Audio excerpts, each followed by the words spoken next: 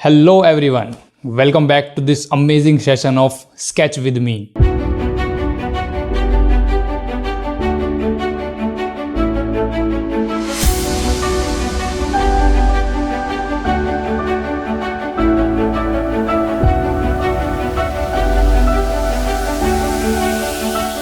Sketch with me के session में हम एक साथ स्केचिंग करते हैं, तो अपनी स्केच नोटबुक कोई भी स्केच बुक आज आपको नहीं निकालनी है।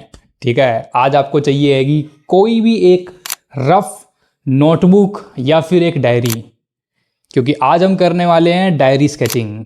ठीक है, आप में से कितने लोगों ने अपने बचपन में स्कूल के टाइम पे नोटबुक के पीछे स्केचिंग करी है? नोटबुक के पीछे छोटे छोटे स्केच करते थे। आप में से कितने लोगों को याद है? आप में से बहुत सारे स्टूडेंट्स भी हैं यहाँ पर। अगर आप स्टूडेंट हो तो कमेंट करके बताना कि आप स्कूल में बैठे बैठे नोटबुक के पीछे क्या स्केच करते हो, और अगर आपने पहले करी तो भी मुझे कमेंट करके ज़रूर बताना। आज की वीडियो इसी के बारे में है। हम बचपन में बहुत चीज़ें करते हैं, बहुत सारी ड्राइंग बचपन से कनेक्टेड होती है हमारे साथ। ठीक है, पर हम उसको टाइम के साथ छोड़ देते हैं। टाइम के साथ कुछ कहीं पे जॉब करने लग जाते हैं, काम वगैरह में बिजी हो जाते हैं, पर वो चीज़ रह जाती है। ओके, एंड ड्राइंग करने से हमको याद आता है कि ड्राइंग के लिए यार महंगे मटेरियल्स की रिक्वायरमेंट होती है। अगर मुझे ड्राइंग करनी है तो मेरे पास एक स्केच नोटबुक होनी चाहिए और एक महंगी पेंसिल होनी चाहिए। ठीक है, आज की स्केचिंग हम एक डायरी में करने वाले हैं। सिंपल सी एक डायरी रहेगी। ठीक है, उसके अंदर मैं स्केच करूंगा। आप कोई भी नोटबुक ले सकते हो, लाइनिंग वाली नोटबुक बेसिकली। ओके, एंड बहुत मिनिमल टूल्स के साथ हम स्केचिंग करने वाले हैं। ओके, कोई भी नॉर्मल सा पेन और एक पेंसिल आप अपने साथ रख सकते हो स्केचिंग करने के लिए। दोस्तों, स्केचिंग आर्टिस्ट की लाइफ में बहुत ज़्यादा इंपॉर्टेंट रोल प्ले करती है। ओके, अगर आप सिर्फ ड्राइंग करते हो, सिर्फ फाइनल वर्क पे बिलीव करते हो, तो आप इम्प्रूव नहीं कर पाओगे। और अगर इम्प्रूव करोगे भी तो बहुत धीरे धीरे इम्प्रूव करोगे, बहुत साल लग जाएंगे। वहीं पर अगर आप स्केचिंग करते हो, स्केचिंग रेगुलर बेसिस पर कर रहे हो, वो लॉन्ग टाइम की ग्रोथ बहुत कम टाइम में आप अचीव कर लोगे। ओके, तो इसीलिए स्केचिंग बहुत इंपॉर्टेंट है, एंड ऐसे सेशंस मैं लाता रहता हूँ। आई होप ये वीडियो आपको पसंद आएगी। वीडियो का पूरा बेनिफिट लेने के लिए एंड तक जरूर देखना। जितने भी हम स्केच करेंगे उसको आप साथ साथ स्केच करना। ठीक है, मेरे साथ साथ करना। बहुत रियल टाइम रहेगी क्लास ये पूरी की पूरी। ठीक है, तो अगर आपको ऐसा लगे कि मैं थोड़ा स्पीड में जा रहा हूँ तो आप स्टॉप करके अपने वर्क को कंप्लीट कर सकते हो, पर आपको साथ साथ करना है। ठीक है दोस्तों, जो भी आप इस सेशन के अंदर स्केचिंग करोगे आप मुझे इंस्टाग्राम पर टैग कर सकते हो। ये मेरा इंस्टाग्राम हैंडल है। ओके, यहाँ पर आप मुझे टैग करोगे, मैं आपकी स्टोरी को रीशेयर करूँगा एज एप्रिसिएशन कि आपने वर्क किया, आप साथ साथ एक्शन ले रहे हो। ओके, वो चीज़ें मैं शेयर करूँगा ताकि आपको भी अप्रिसिएशन फील हो एंड आप मोटिवेटेड रहो। ठीक है, तो इस पे जरूर टैग करना जो भी आज के सेशन में आप स्केचिंग करने वाले हो। सो अब बिना किसी देरी के आज के सेशन को करते हैं स्टार्ट एंड करते हैं डायरी स्केचिंग। Let's start. आज की स्केचिंग स्टार्ट करते हैं। तो एक सिंपल सा नॉर्मल सा पेन मैंने लिया है एंड एक ये डायरी ली है मैंने। अब कोई भी नोटबुक, कोई भी डायरी आप ले सकते हो, एंड कोई भी नॉर्मल सा पेन या फिर पेंसिल से स्टार्ट हो सकती है। रेफरेंस आपको आपके साइड में दिख रही है, तो ये वाली रेफरेंस मैं यहाँ पे यूज़ करने वाला हूँ। Starting with some straight lines. पहले यहाँ पे मैं पूरे सब्जेक्ट को सीधी लाइंस में ब्रेक डाउन करूँगा।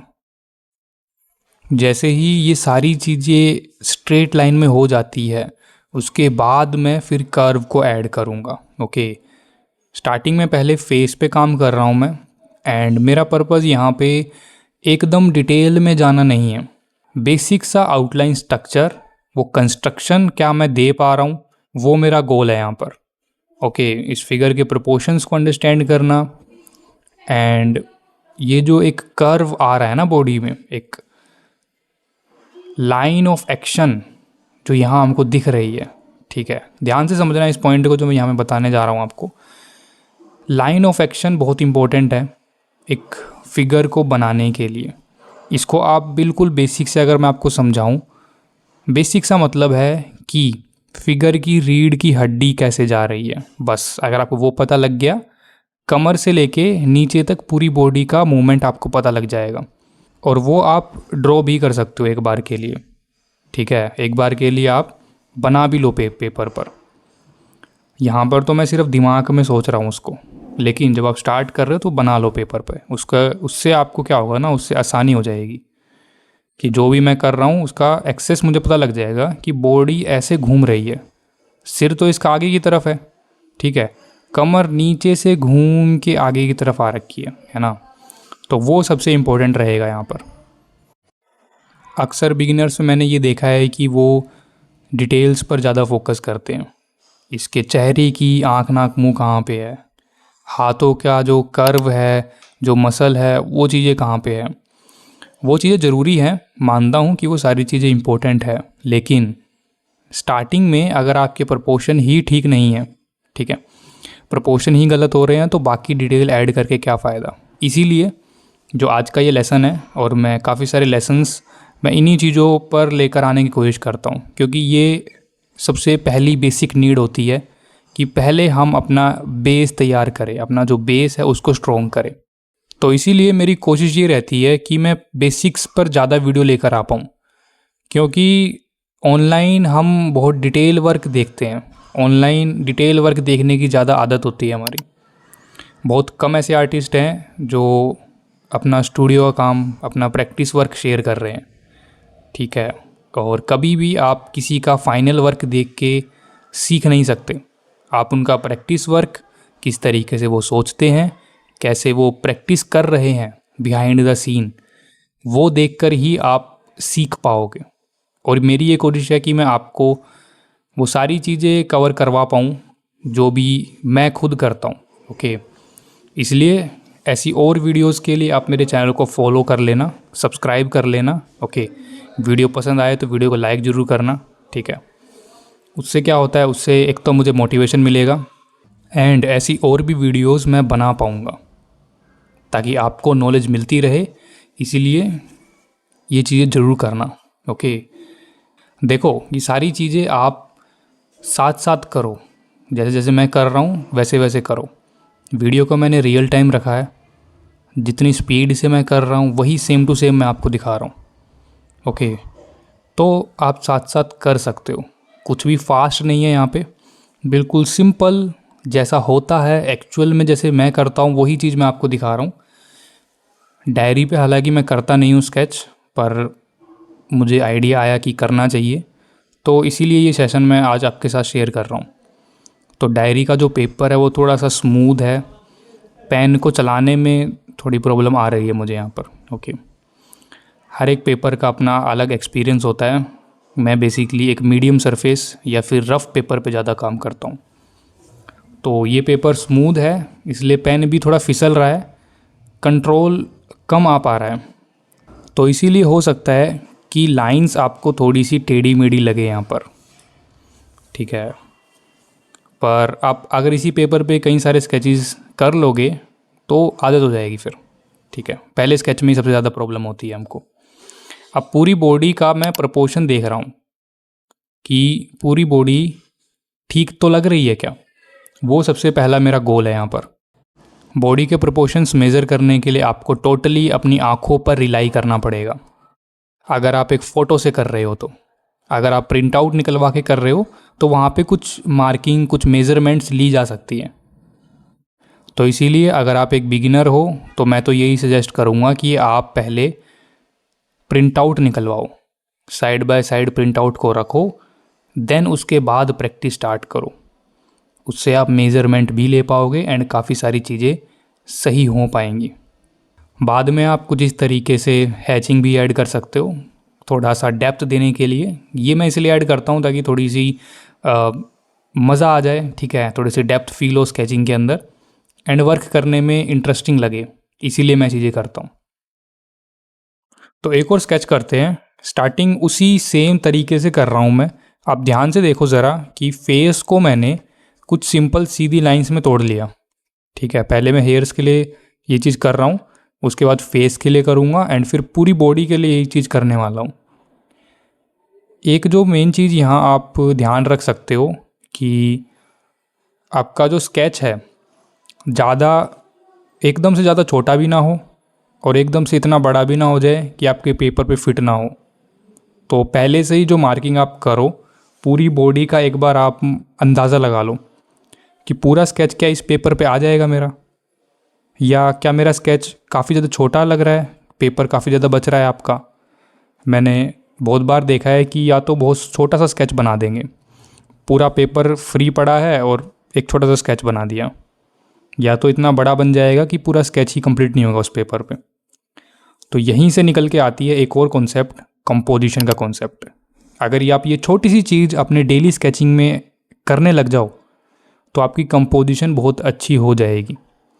कंपोजिशन बेसिकली होता ही यही है कि आपका जो सब्जेक्ट है वो पेपर पे कहाँ पे आपको प्लेस करना है। One of the most important चीज़, और इसी को नेगलेक्ट किया जाता है, ठीक है, इसी को सभी नेगलेक्ट कर देते हैं। यार छोड़ो यार, पेपर पे कहीं पे भी बना लूँगा मैं, मुझे कोई ऐसा फ़र्क नहीं पड़ता, स्केच ही तो है, कौन ही देख रहा है।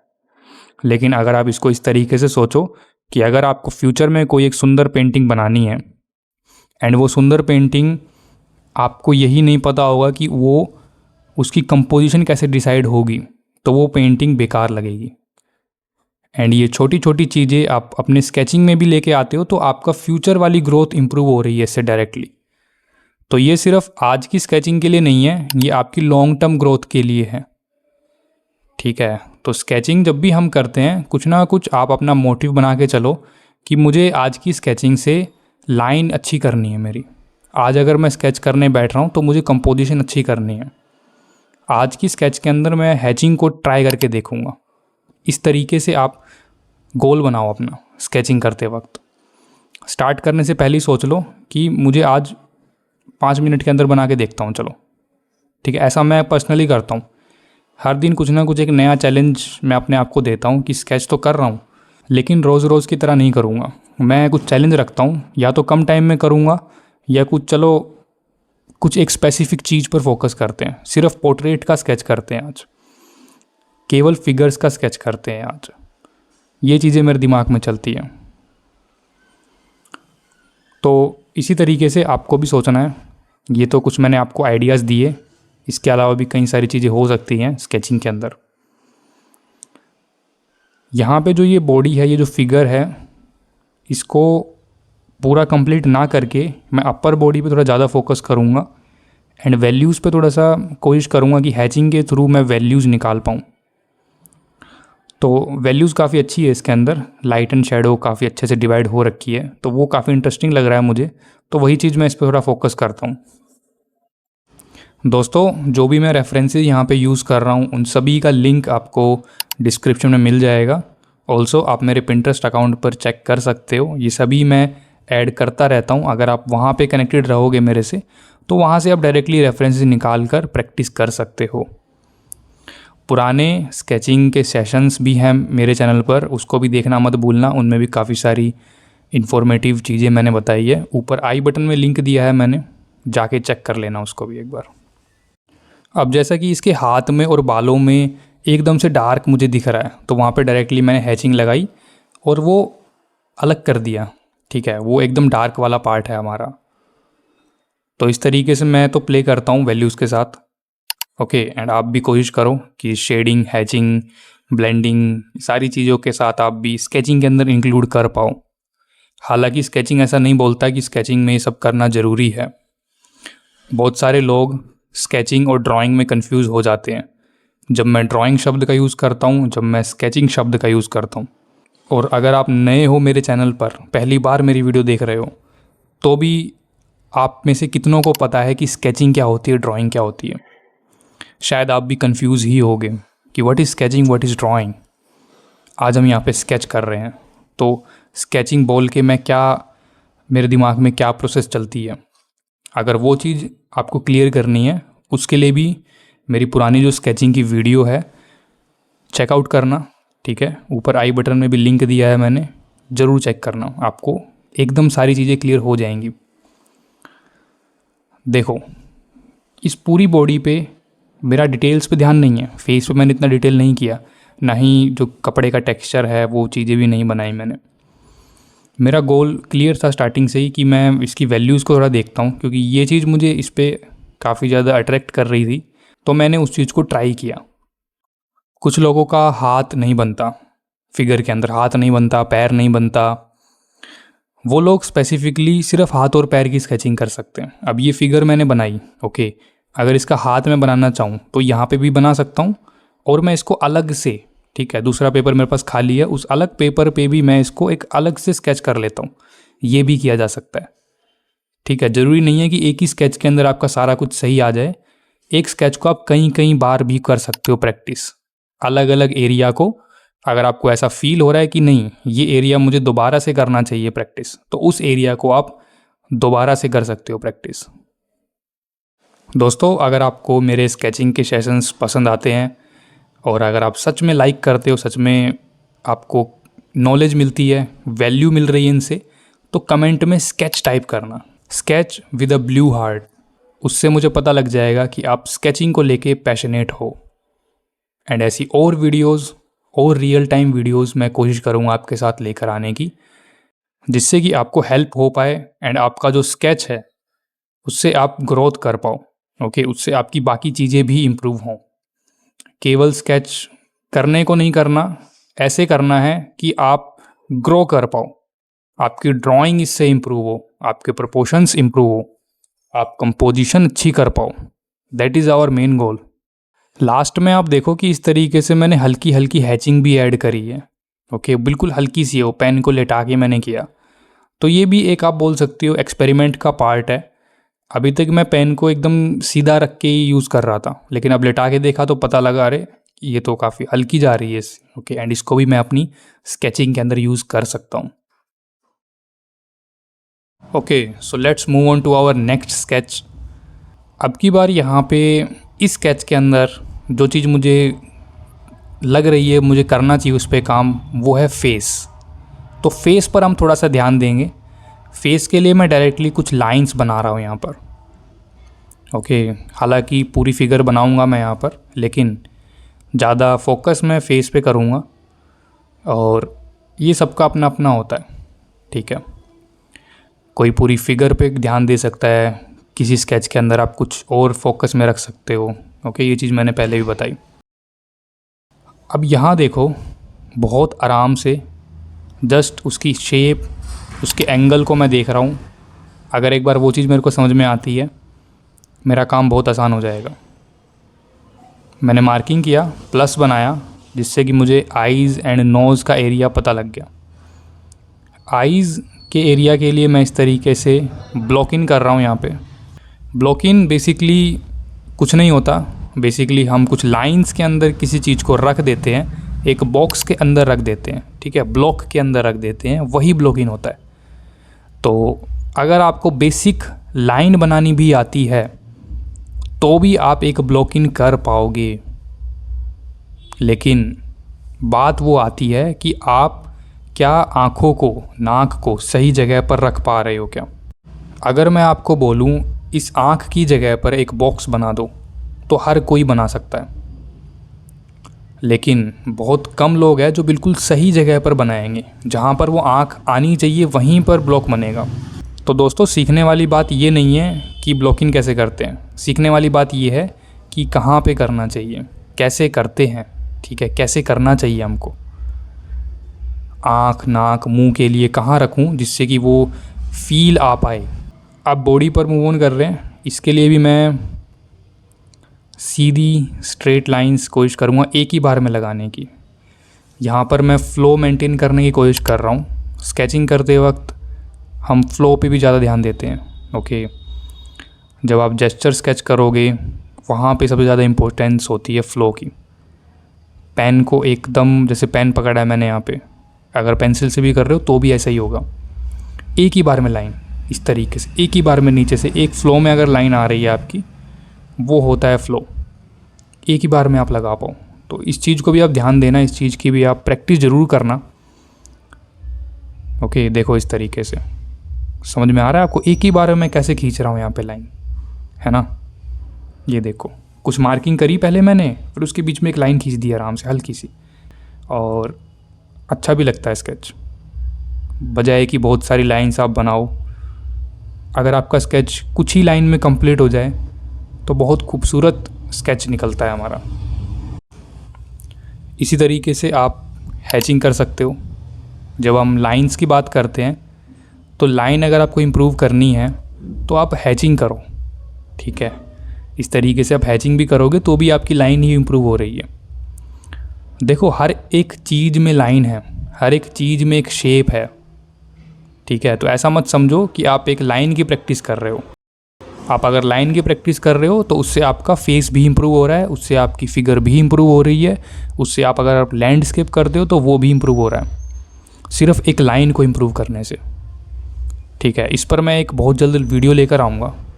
आप मुझे कमेंट करके बताना, कमेंट में आप लाइन लिखना, ठीक है। Line, what is the importance of line, वो मैं बहुत टाइम से सोच रहा हूँ एक वीडियो क्रिएट करने की इस पर। तो आप कमेंट करके ज़रूर बताना अगर आप चाहते हो कि लाइन की क्या इंपॉर्टेंस होती है ड्राइंग के अंदर। सिर्फ एक लाइन कितने वंडर्स क्रिएट कर सकती है, मैजिकल होती है एक लाइन। उस मैजिक को जानने के लिए नीचे लाइन कमेंट करना, ओके। मैं समझ जाऊंगा कि यू वांट दैट वीडियो।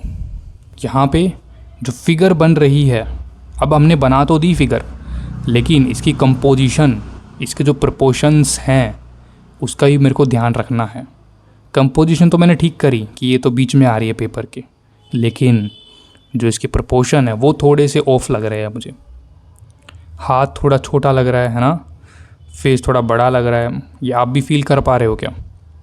यहाँ पे हाथ थोड़ा बड़ा होना चाहिए था। अगर वो चीज़ आप फील कर पा रहे हो, यहाँ देखो मैं करके भी देख रहा हूँ, मार्किंग चेंज करी मैंने। अगर आप वो चीज़ फील कर पा रहे हो इसका मतलब आप ध्यान से देख रहे हो, ठीक है। आप नहीं फील कर पा रहे इसका मतलब आपको प्रैक्टिस और चाहिए, आपको आँखों को और प्रैक्टिस करवाना पड़ेगा, तब आप ये चीज़ें ना आप तुरंत फाइंड आउट कर पाओगे। अभी जैसा कि पेन से कर रहा हूँ तो पेन से तो कोई चेंजेस के चांसेस नहीं है, पर फिर भी मुझे एक पता लग गया कि हाँ ये गलती है मेरी, इसको मैं मेरे नेक्स्ट स्केच में इम्प्रूव कर लूँगा। आई होप आपको आज की वीडियो पसंद आई होगी। उम्मीद करता हूँ आप कुछ ना कुछ नए सीखे होंगे। अगर वीडियो पसंद आए तो वीडियो को लाइक कर देना, चैनल को सब्सक्राइब कर लेना, एंड मैं आपसे मिलता हूँ बहुत जल्द एक और नई वीडियो के साथ। तब तक के लिए आप मेरी पुरानी वीडियोस चेकआउट कर सकते हो। स्केचिंग पर काफ़ी वीडियोस हैं मेरी। ऑल्सो यहाँ पे आपको स्क्रीन पे जो वीडियो दिख रही होंगी उनमें भी काफ़ी सारी इन्फॉर्मेशन है। Thank you so much for watching guys.